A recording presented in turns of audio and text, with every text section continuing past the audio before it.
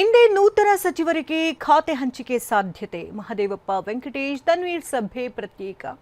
ಇನ್ನು ಮುನಿಯಪ್ಪ ವಿರುದ್ಧ ನಾರಾಯಣಸ್ವಾಮಿ ಅಸಮಾಧಾನ. ಈ ಸುದ್ದಿಗಳನ್ನು ನೋಡೋಣ ರಾಜಕೀಯ ನ್ಯೂಸ್ ಟಾಪ್ನಲ್ಲಿ. ಸಿಎಂ ಡಿಕೆ ಶಿವಕುಮಾರ್ ಸಂಪುಟದ ನೂತನ ಸಚಿವರಲ್ಲಿ ಯಾರಿಗೆ ಯಾವ ಖಾತೆ ಒಲಿಯಲಿದೆ ಅನ್ನೋ ಕುತೂಹಲ ಕೆರಳಿಸಿದೆ. ನಿನ್ನೆಯಷ್ಟೇ ಸಂಜೆಯೊಳಗೆ ನೂತನ ಸಚಿವರಿಗೆ ಖಾತೆ ಹಂಚಿಕೆ ಮಾಡ್ತೀವಿ ಅಂತ ಡಿಕೆ ಹೇಳಿದ್ರು. ಯಾವುದೇ ಕ್ಷಣದಲ್ಲಾದರೂ ಸಚಿವರಿಗೆ ಖಾತೆ ಹಂಚಿಕೆಯಾಗುವ ಸಾಧ್ಯತೆ ಇದೆ.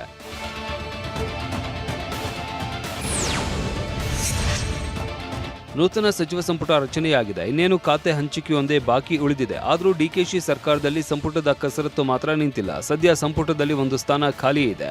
ಸಿದ್ದರಾಮಯ್ಯ ಹೈಕಮಾಂಡ್ ಆಯ್ಕೆ ಮಾಡಿದ್ದ ಪರಿಷತ್ ಸದಸ್ಯೆ ಗಾಯತ್ರಿಗೆ ಮಂತ್ರಿಗಿರಿ ಬೇಡ ಎಂದಿದ್ದರು. ಹೀಗೆ ಬೇಡ ಅಂದವರೇ ತಮ್ಮ ಆಪ್ತ ಬ್ಯಾಡಗಿ ಶಿವಣ್ಣಗೆ ಮಂತ್ರಿಗಿರಿ ಕೊಡಿಸಬೇಕು ಅಂತ ಪಟ್ಟು ಹಿಡಿದಿದ್ದಾರೆ.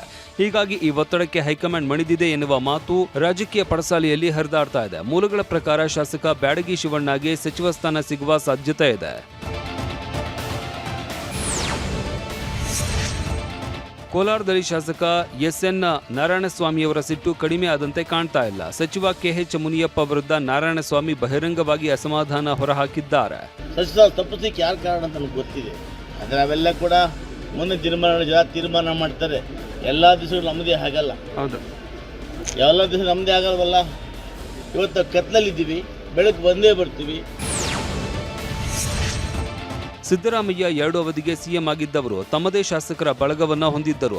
ಆದರೆ ಮೈಸೂರಿನಲ್ಲಿ ಸಿದ್ದರಾಮಯ್ಯರ ತಂಡ ಛಿದ್ರವಾಯ್ತಾ ಎನ್ನುವ ಪ್ರಶ್ನೆ ಕಾಡಿದೆ. ಯಾಕಂದ್ರೆ ಸಿದ್ದರಾಮಯ್ಯ ಅತ್ಯಾಪ್ತ ಮಹದೇವಪ್ಪ ಹಾಗೂ ಕೆ ವೆಂಕಟೇಶ್ಗೆ ಈ ಬಾರಿ ಮಂತ್ರಿಗಿರಿ ಕೈತಪ್ಪಿದೆ. ಇಬ್ಬರು ಮತ್ತೊಂದು ಕಡೆ ಅಸಮಾಧಾನಗೊಂಡಿರುವ ಡಿಕೆ ಆಪ್ತ ತನ್ವೀರ್ ಸೇಠ್ ಜೊತೆಗೆ ಸಭೆ ಮಾಡಿದ್ದಾರೆ. ಮೂವರು ಮಾಜಿ ಸಚಿವರ ನಡುವಿನ ಸಭೆ ಕುತೂಹಲದ ಬೆಂಕಿಗೆ ತುಪ್ಪ ಸುರಿದಂತಾಗಿದೆ.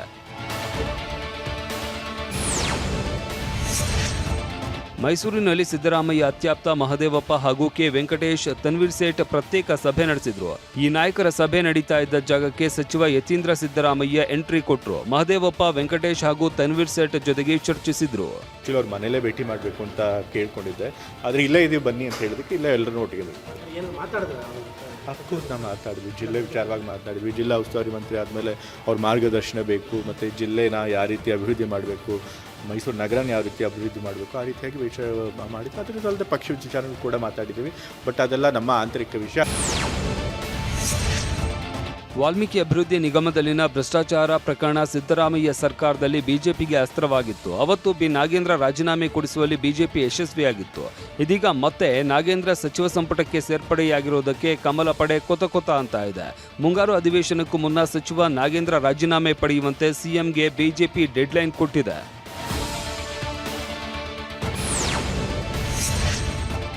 ಬಿ ನಾಗೇಂದ್ರ ರಾಜೀನಾಮೆಗೆ ಬಿಜೆಪಿ ಪಟ್ಟು ಹಿಡಿದಿದೆ. ಸದನದ ಹೊರಗೆ ಮತ್ತು ಒಳಗೆ ಹೋರಾಟದ ಎಚ್ಚರಿಕೆ ನೀಡಿದೆ.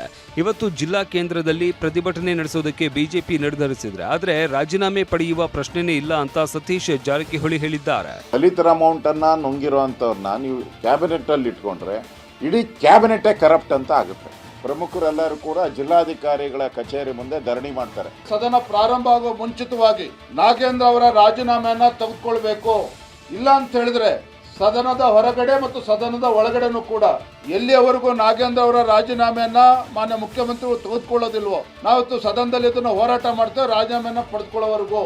ಈಗ ಮಂತ್ರಿ ಅಂತ ಮಾಡಿದ್ದಾರೆ, ಅವರು ಮಂತ್ರಿ ಆಗಿದ್ದಾರೆ. ಸೊ ಅದನ್ನು ತೆಗೆಯುವಂಥ ಪ್ರಶ್ನೆ ಉದ್ಭವಿಸಲ್ಲ. ದಲಿತ ಸಚಿವರಾಗಿರೋದಕ್ಕೆ ಬಿಜೆಪಿ ಸಹಿಸ್ತಾ ಇಲ್ಲ ಅಂತ ಗುಡುಗಿರುವ ನಾಗೇಂದ್ರ, ನಾನು ಆರೋಪಿ ಅಷ್ಟೇ, ಅಪರಾಧಿ ಅಲ್ಲ ಎಂದಿದ್ದಾರೆ. ಅನುಮತಿ ತೆಗೆದುಕೊಂಡೇ ದೆಹಲಿಗೆ ಹೋಗಿದ್ದೆ ಅಂತ ಸ್ಪಷ್ಟಪಡಿಸಿದ್ದಾರೆ. ನಾನು ಏಟು ತಿಂದ ಹುಲಿ, ರಾಜ್ಯ ಮೆಚ್ಚುವಂತಹ ಕೆಲಸ ಮಾಡ್ತೀನಿ, ನೋಡ್ತಾ ಇರಿ ಎಂದಿದ್ದಾರೆ. ಆರೋಪಿ ಇಲ್ಲ, ಇನ್ನ ಇದಲ್ಲ, ತಪ್ಪಿತಸ್ಥ ಅಲ್ಲ, ಅದಕ್ಕೆ ಅಪರಾಧಿ ಅಲ್ಲ, ಅಲ್ಲಿ ಮುಕ್ತವಾಗಿ ಬರ್ತೀನಿ ಅಂತ ನಂಬಿಕೆ ಕೂಡ ಇದೆ. ಏಟು ತಿಂದ ಹುಲಿ ಆಗಿದ್ದೀನಿ ನಾನು. ಈ ಬಾರಿ ನೀವೆಲ್ಲ ನೋಡ್ತೀರಿ, ನಾವು ರಾಜ್ಯ ಮೆಚ್ಚುವಂತ ಕೆಲಸ ಮಾಡ್ತೀನಿ. ನಾಗೇಂದ್ರ ಪ್ರಕರಣವೂ ಸೇರಿದಂತೆ ಹಲವು ಬಿಡದಿ ಟೌನ್ಶಿಪ್, ಬರ ನಿರ್ವಹಣೆ, ಕಾವೇರಿ ನೀರು, ಸಂಪುಟ ವಿಳಂಬ, ಖಾತೆ ವಿಳಂಬ ವಿಚಾರಗಳು ಈ ಬಾರಿ ಅಧಿವೇಶನದಲ್ಲಿ ಸದ್ದು ಮಾಡಲಿವೆ.